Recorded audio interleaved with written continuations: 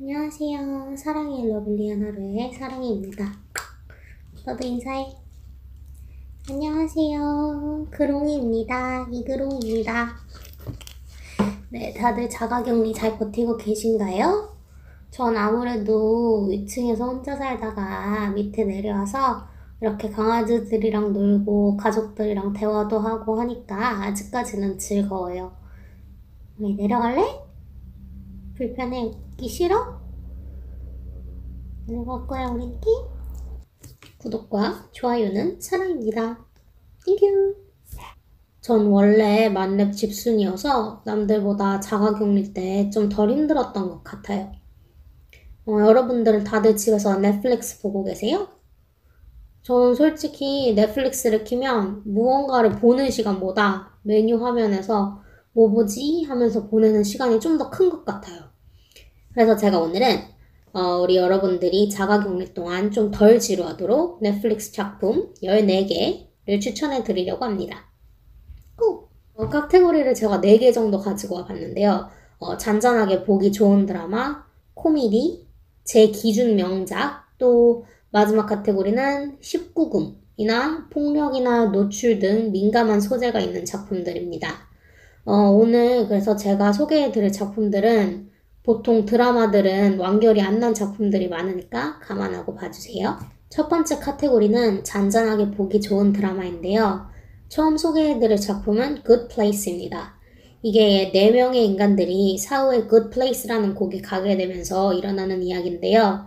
Good Place는 살아있을 때 우리가 지상에서 한 행동에 점수를 매겨서 통합 점수에 따라 사후에 Good Place로 갈지 아니면 Bad Place로 갈지 나뉘게 돼요.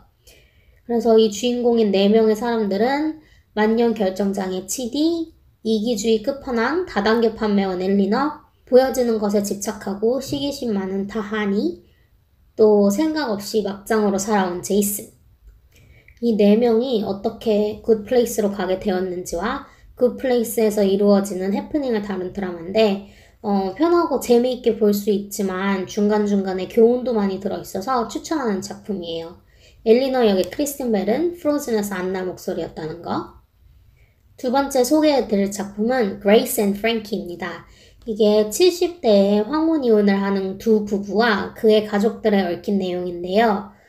이 두 부부는 남편들이 변호사로 로펌을 같이 운영하는 비즈니스 파트너였는데 비즈니스 파트너였을 뿐만이 아니라 로맨틱 파트너이기도 했어요. 그래서 첫 화에서 이제 이 둘이 결혼을 하고 싶으니까 부인들에게 이혼해달라 하면서 시리즈가 시작이 돼요. 제목에서 유추해 볼 수 있듯이 이혼한 두 부부 중 아내들의 이름이 그레이스하고 프랭키입니다.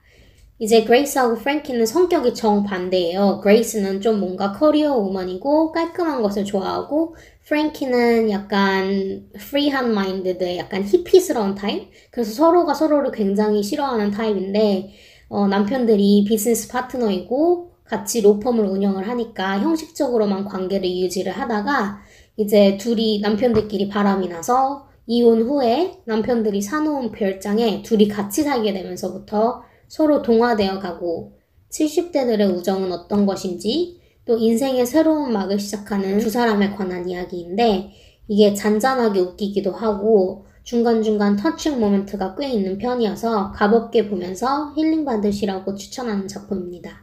실제로 굉장히 재밌어요. 약간 모던 패밀리가 생각나기도 하고 또 굉장히 유명한 배우들이 많이 나와요. 그래서 보는 재미도 되게 쏠쏠한 거.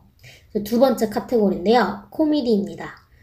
코미디 중에 제가 추천드리고 싶은 작품은 너무 지금도 굉장히 유명한 작품인데요. 브루클린 99이라는 작품이에요. 뉴욕 브루클린에서 99이라는 가상 지구 소속 경찰서에 근무하는 경찰팀에 관련된 이야기입니다. 네이버 소개에는 망나니 형사들이라고 나오기는 하는데 정말 단 한 명도 정상적인 캐릭터가 없어요. 아무래도 경찰서가 배경이고 형사들이 나오다 보니까 사건이나 추리 이런 게 조금 나오기는 하지만 NCIS나 본스, CSI처럼 다른 수사물을 생각하고 보시면 안 돼요. 그런 수사물은 아니고 수사물이라기보다는 99 지구 소속 경찰관들의 각자의 캐릭터들 그리고 그 캐릭터들이 어떻게 서로 같이 공존하는지 그런 내용에 더 가까워요. 그래서 각각의 캐릭터들이 만드는 시너지가 굉장해서 노답인 것 같은 캐릭터마저 사랑할 수밖에 없는 드라마입니다. 20분 정도의 짧은 에피소드들로 구성되어 있어서 부담 없이 보기 굉장히 좋아요. 근데 이걸 보다 보면 나도 저런 데서 일하고 싶다. 저렇게 서로 유대관계가 끈끈한 곳에서 일하고 싶다. 이런 부러움? 그런 게 막 굉장히 많이 나오는 드라마예요. 나인나인! 다음 작품은 The Big Bang Theory입니다. 빅뱅 이론. 이미 너무 유명한 작품이죠. 전 진짜 이거 시즌 1 때 처음 나올 때부터 챙겨봤어요. 이 작품은 총 12개의 시즌으로 지금은 완결이 난 작품이에요. 캘리포니아의 아파트에서 살고 있는 명문대 연구원 두 룸메와 연기자를 꿈꾸지만 만용 웨이트리스인 전형적인 금발의 Girl Next Door 이웃, 또 그들의 친구들에 관한 이야기인데 프렌즈랑 많이 비교되기도 하는 작품이에요.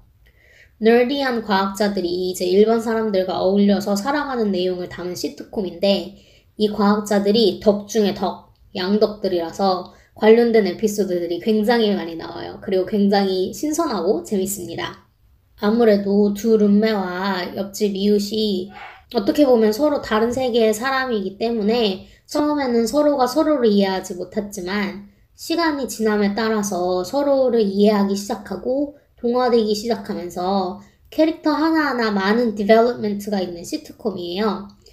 아무래도 시트콤이다 보니까 에피소드들도 짧고 부담 없이 보기 좋지만 잔잔한 감동도 많고 특히 마지막 에피소드는 아는 사람이 없다고 할 정도로 엄청났어요, 정말. 배우들이 대본 리딩하면서 우는 영상은 팬들 사이에서도 엄청 유명하기도 하고요. 아무래도 칼텍 소속 물리학자들이 나오는 드라마다 보니까 전문적인 용어가 굉장히 많이 나와요. 하지만 스토리를 이해하는 데는 문제가 없다고 생각합니다. 개인적으로 프렌즈를 굉장히 좋아했기 때문에 비슷한 류의 The Big Bang Theory, 빅뱅 이론도 잘 봤던 것 같아요. 그래서 프렌즈를 좋아하시는 분들이라면 이것도 무리 없이 좋아하실 것 같아요. 다음 작품은 스탠드업 코미디인데요. 요즘 한국에서 유병재 씨가 스탠드업 코미디로 하는 걸로 유명하잖아요. 그죠? 근데 제가 소개해드릴 거는 유병재 씨 작품은 아니고 하산 미나즈의 홈커밍 킹. 한국 제목은 금의 환향입니다. 이게 넷플릭스 소개에는 무슬림 인도인으로 힌두교와 결혼한 갈색 피부의 미국인 코미디언이라고 하는데 정말 재미있어요. 이게 조크가 완전 펑펑 터지고 웃기진 않아요.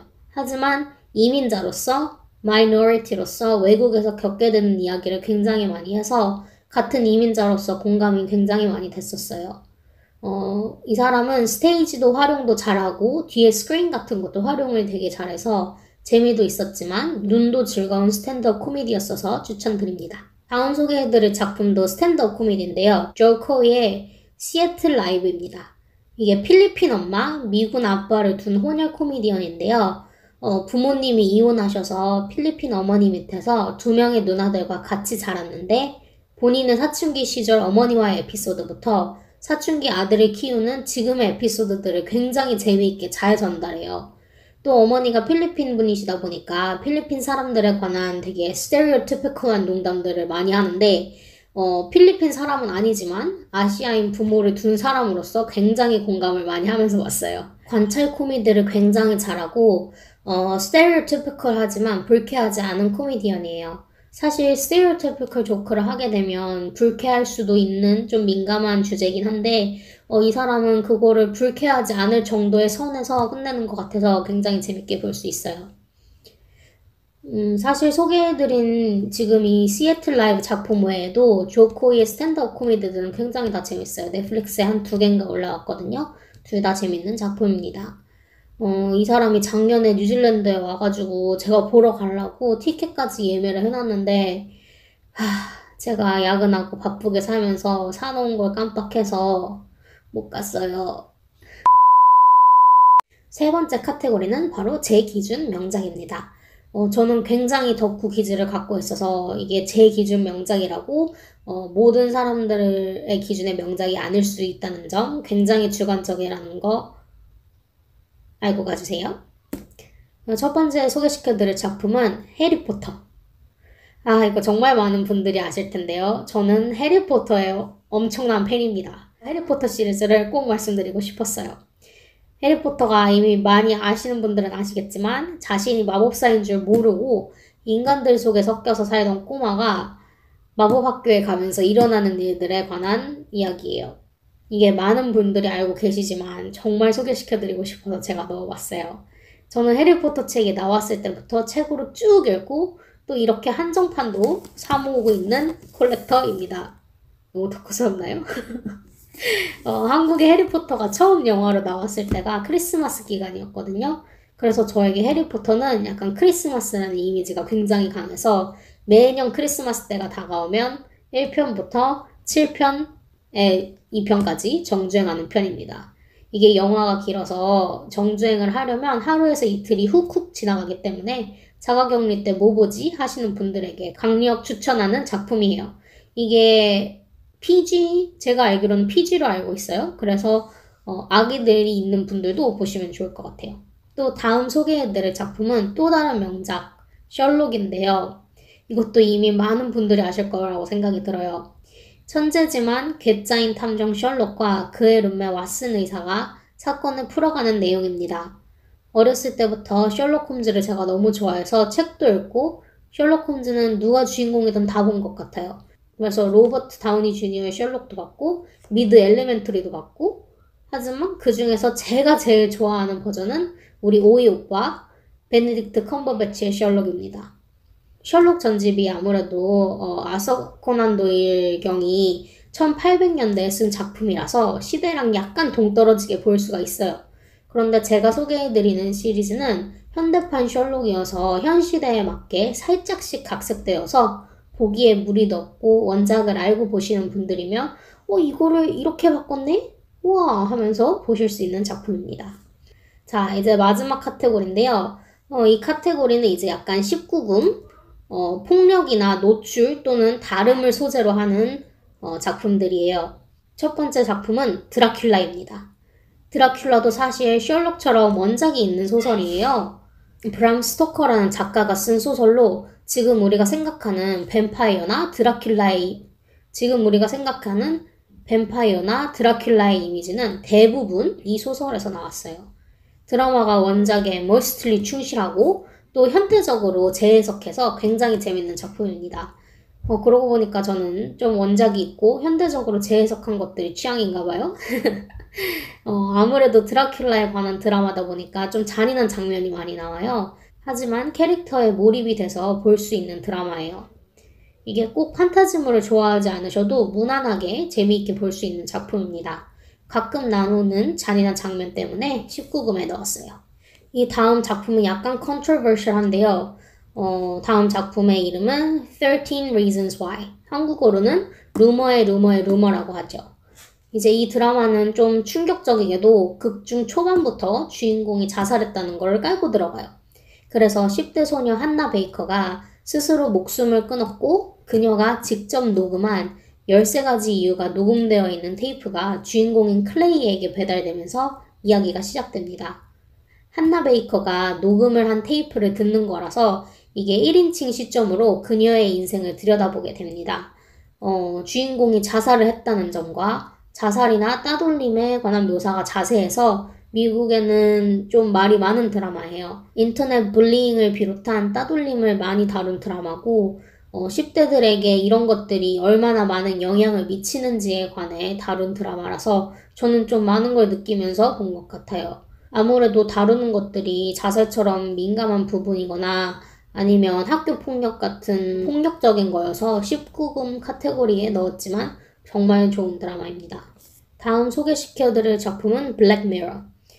솔직히 드라큘라나 13 Reasons Why랑 이거는 명작에 들어가야 된다고 생각해요. 제 기준 명작. 하지만 노출과 폭력성 때문에 19금 카테고리에 넣었어요. 이게 과학기술이 급격하게 발전을 해서 우리 사회에 미치는 영향을 다룬 작품인데 대부분이 악영향이고 굉장히 많은 생각이 들게 하는 드라마예요. 옴니버스식이라서 모든 회차를 다 보지 않아도 이해가 가지만 저는 모두 다 보시라고 추천하고 싶어요. 아무래도 옴니버스식이다 보니까 줄거리를 말씀드리기가 힘들고 총평은 현재보다는 발전된 과학기술이 나오지만 과학기술을 제외하고는 지금 우리가 살고 있는 상황과 크게 다르지 않은 것 같은 모습들이 좀 많이 나와서 좀 기분이 하는 그런 드라마입니다. 이것도 굉장히 많은 생각을 하게 해주는 드라마인 것 같아요. 자, 이제 다음은 한국 드라마인데요. 킹덤. 이번에 시즌2가 나온 드라마죠. 한국형 좀비의 완결판이라고 불리고 전 세계에서 호평받고 있는 작품이에요. 저는 원래 되게 고어물을 잘 못 봐가지고 안 보려고 했는데 주위에서 진짜 이게 너무 재밌다고 해가지고 저는 화난 대낮에 속을 다 비우고 블라인드를 올리고 화면 주위에 강아지 사진을 막 이렇게 띄워놓고 멀찍이 떨어져서 봤어요. 조선시대에 죽은 사람에게 이게 생사초라는 식물을 먹여서 좀비로 부활시켜서 그 이후에 일어나는 내용들입니다. 이게 그 좀비들이 좀 외국 영화를 보면 약간 스멀스멀하고 이렇게 천천히 다니잖아요. 근데 그게 아니라 진짜 막 완전 거미처럼 엄청 빠르게 뛰어다녀서 더 무서웠던 드라마입니다. 그런데 영상미도 진짜 좋고 정말 너무 영상미가 좋아서 예뻐요. 그래서 왜 외국에서도 인기가 많은지 알 것 같았어요. 스토리 진행도 사극치고는 군더더기 없이 굉장히 깔끔하고 빠르고 또 액션도 굉장히 멋지고 심장이 여러 번 쫄깃쫄깃해지면서 봤습니다. 재미는 있는데 아무래도 고어스러운 면이 있어서 19금에 넣었어요. 이제 이후로 소개시켜드릴 작품은 호불호가 있을 것 같은 작품들이에요. 자, 첫 번째로 You, 너의 모든 것이라는 작품인데요.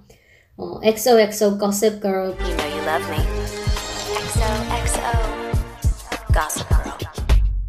보신 분들이라면 굉장히 낯익은 얼굴, 댄 험프리가 주인공으로 나오는 작품입니다. 댄 험프리가 여기서는 조라는 주인공으로 나와요. 주인공 조는 뉴욕에서 작은 서점을 운영하는데 손님으로 온 작가 지망생 백에게 첫눈에 반합니다. 여기까지는 그냥 보통 러브스토리 같지만 여기서 조는 사실 소시오패스로 나와요. 첫눈에 반한 백에게 다가가기 위해서 또 그 사랑을 지키기 위해서 이제 이 조가 도덕적인 경계들을 넘나들면서 집착하는 좀 사이코 드라마입니다. 드라마가 소시오패스인 주인공 조의 1인칭 시점이어서 뭔가 오묘하게 기분이 드는 작품이에요. 조가 좀 자신이 하는 행동은 다 타당한 이유를 대고 내가 이렇게 했어야 되는 이유, 이렇게 하는 이유, 이런 식으로 또 우리는 이 드라마를 그의 시점에서 보기 때문에 어느 정도 이해를 하고 좀 가깝게 생각하면서 보다 보니까 이게 나중에 하면서 소름 돋게 만드는 생각보다 잔인한 장면은 많이 없지만 아무래도 소재가 소재다 보니 19금, 그 중에서도 호불호 탈 것 같은 카테고리에 넣었습니다. 다음 소개시켜드릴 작품은 RuPaul's Drag Race입니다. 이게 드래그라는 게 많은 분들이 굉장히 생소할 수 있는 문화인데요. 특정 성별을 화장이나 옷 등으로 과장하게 표현하는 걸 뜻해요. 보통 자신의 성별과 반대되는 성별로 표현을 하는데요. 루폴이라는 사람은 미국에서 굉장히 유명한 드래그 퀸이에요. 그래서 이 사람이 여러 명의 차세대 드래그 퀸들을 모아놓고 뮤지컬, 립싱크, 뮤직비디오, 연극, 패션쇼 등을 하는 서바이벌 프로그램입니다. 보다 보면 정말 예쁜 퀸들이 많이 나와요. 저는 엄마랑 많이 봤는데 엄마가 저보고 남자보다 예쁘지도 않을 거 메이크업 왜 하고 다니냐고 할 정도로 예쁜 언니들이 정말 많이 나옵니다. 또 정말 재주있고 재미있는 퀸들도 많아요. 저는 그 중에서 시즌 6에 나온 비앙카 델리오의 팬이에요. 그래서 비앙카 델리오가 뉴질랜드에서 토크쇼 했을 때 저는 보러 갔었어요. 그 정도로 입담도 좋고 재치 있는 퀸들이 많아요. 아무튼 저는 굉장히 재미있게 봤는데 아무래도 이게 드래그라는 장르 자체가 호불호가 좀 심하기 때문에 이 카테고리에 넣었습니다. 여기까지가 제가 추천하는 넷플릭스 띵작 4가지 카테고리였고요. 이 영상이 넷플릭스 뭐 보지? 라는 질문에 좀 조금이나마 도움이 됐기를 바라요. 모두가 힘든 이 기간 모쪼록 몸 건강히 보내시고 저는 다음에 뵙겠습니다. 그럼 안녕. 구독과 좋아요는 사랑입니다. 땡큐.